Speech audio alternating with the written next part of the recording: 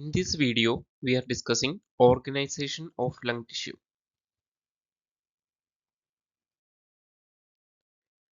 Lung tissue is a complex, highly organized structure in which airways, blood vessels, connective tissue, and nerves form a continuous system extending from trachea to alveoli. Although these components persist throughout lung, their structural organization differs according to functional zone, particularly between conducting and gas exchange regions. Basic structural element of lung tissue. The basic structural elements of lung tissue includes airways and blood vessels, each lined by a continuous epithelial or endothelial layer extending into gas exchange region. Although continuous, these layers show region-specific structural and functional differences. The connective tissue framework form a continuum throughout lung extending outward to pleura. Bronchovascular relationship in lung parenchyma. The pulmonary blood vessels show a characteristic spatial relationship to bronchial tree. Pulmonary arteries accompanies airways and run centrally within lung units, while pulmonary veins are positioned at the boundaries between adjacent units, collecting blood from multiple acini or secondary lobules. Secondary lobule and acinar organization. The secondary lobule represents an anatomical and radiological unit of lung organization. It is delineated by connective tissue septa connected to pleura and typically contain a dozen of acini. Airways supplying these units are approximately 1 millimeter in diameter and making this unit relevant in radiological interpretation. Functional implication of parenchymal units.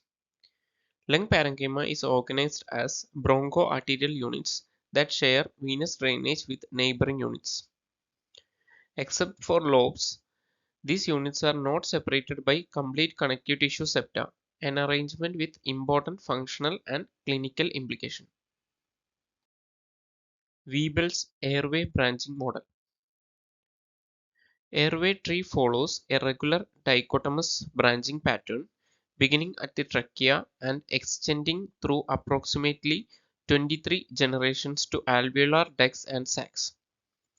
The first 14 generations are purely conducting, while generation 15 represents transitional airways leading into acinar region. Conducting versus acinar airways. Conducting airways extend from trachea to terminal bronchioles and serve only to transport air, while acinar airways includes respiratory bronchioles, alveolar ducts, and alveolar sacs where gas exchange begins and progressively increases. Wall structure of conducting airways. Components of conducting airway wall. Wall of conducting airways consists of three principal components: a mucosa composed of epithelium and connective tissue, a smooth muscle layer, and an outer connective tissue sheath that may contain cartilage depending upon airway size. Epithelial changes along conducting airways. Although derived from same embryological origin, airway epithelium undergoes marked differentiation along airway tree. It gradually decreases in height from pseudostratified to cuboidal and then to squamous epithelium while maintaining a mosaic of different cell type at different level. Bronchial wall histology. Light micrographs of bronchial wall reveal a complex layered structure including epithelium, elastic fibers, smooth muscle bundles, glands, and cartilage. Glands are often associated with plasma cells, reflecting local immune activity. Secretory cells and glands. Globate cells are interspersed among ciliated epithelial cells and synthesize mucus stored in apical granules before bulk release. In large bronchi, mucus glands are also present, which enlarge and increase mucus cell content in chronic bronchitis.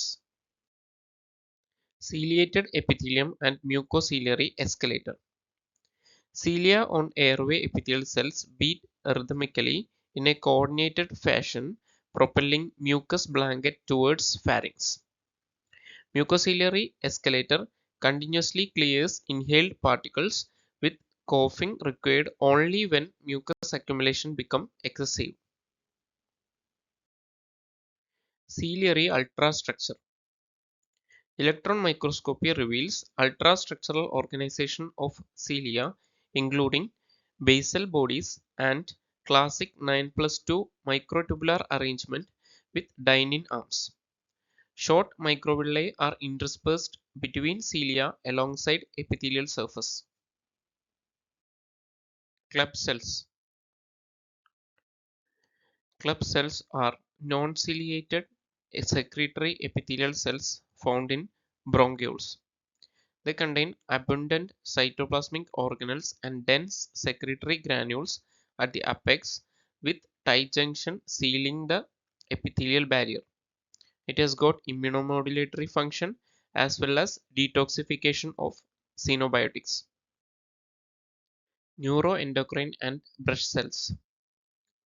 Rare epithelial cell types includes neuroendocrine cells, which contain dense cord vesicles and secrete mediators into subepithelial capillaries, and brush cells, which are characterized by broad microvilli and thought to have sensory or chemoreceptive roles. It is rare in adult human being. Wall structure of conducting blood vessels. Pulmonary artery structural wall.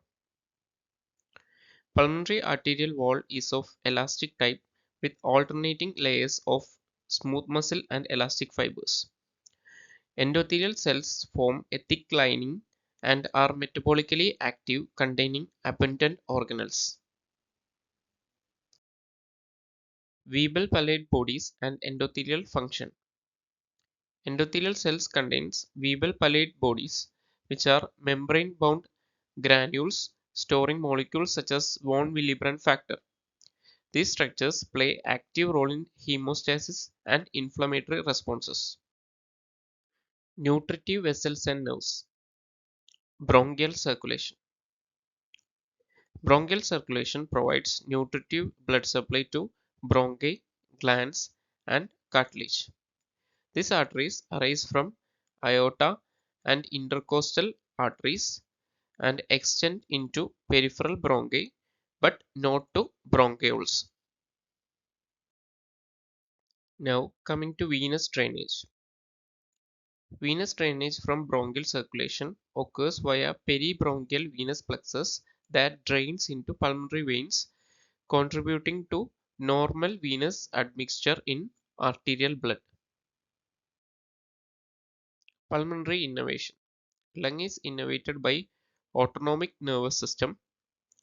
Nerve fibers accompany bronchi and blood vessels into lung, influencing airway smooth muscle tone, glandular secretion, and reflex functions such as coughing.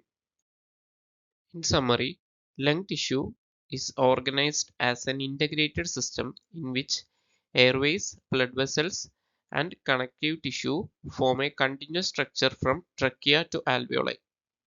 Although these components extend throughout lung, their structure varies according to functional zones, particularly between conduction zone and gas exchange regions. Conducting airways show orderly dichotomous branching from trachea to terminal bronchioles. Their walls consist of progressively thinning epithelium, a elastic connective tissue interstitium, a circumferential smooth muscle layer, and cartilage, and glands in larger airways, reflecting their role in airflow conduction and regulation. Airway epithelium is not uniform, but consists of heterogeneous population of cells. Ciliated cells support mucociliary clearance, globed cells produce mucus, and club cells function as a non-ciliated secretory cells in bronchioles. Rare neuroendocrine and brush cells are also present, contributing to specialized functions. Conducting blood vessels are closely related to airways, with pulmonary arteries accompanying bronchial tree and displaying elastic type walls lined by metabolically active endothelium. Nutritive supply to lung is provided by bronchial circulation, with venous drainage into pulmonary veins contributing to normal venous admixture. Autonomic nerve fibers accompany airways and vessels, regulating airway tone, secretion, and vascular function.